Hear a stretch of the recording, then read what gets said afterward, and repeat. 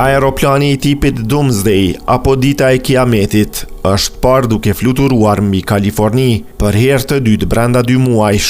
Aeroplani gjigant Boeing E-6B Mercury, i cili është qendra e operacioneve emergjente të presidentit në rast se shpërthen lufta bërthamore, fluturoi mbi Fresno gjatë fundjavës.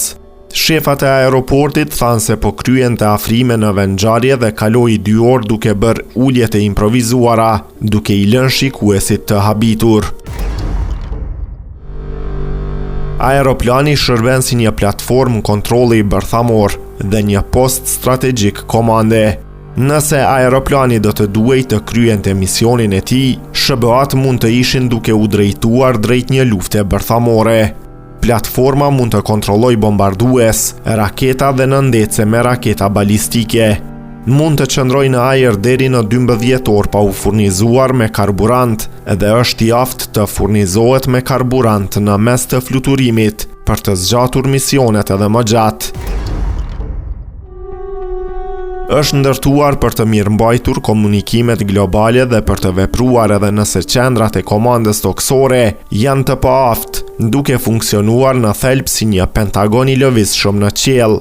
Ata mund të kontrollojnë bombarduesit, nëse bombarduesit janë në gatishmëri, të kontrollojnë raketat, sepse raketat janë gjithmonë në gatishmëri, dhe padyshim që mund të kontrollojnë nëndecet tona me raketa balistike.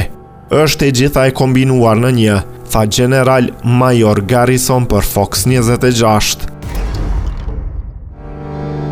Aeroplani shkaktoi panik në fillim të vitit kur u pa në aeroportin ndërkombëtar të Los Angelesit, por sekretari i mbrojtjes Pete Hegseth e kishte përdorur aeroplanin për turneun e tij Arsenali i Lirisë.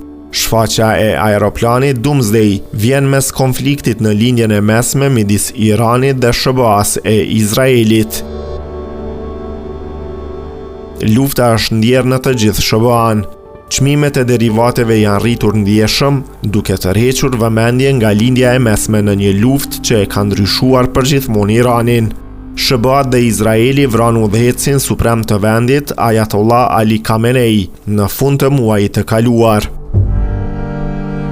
Irani e ka zëvendësuar Khamenein me një nga djemtë e tij, Ayatollah Mojtaba Khamenei, megjithse raportet tregojnë se ai u plagos në fillim të luftës.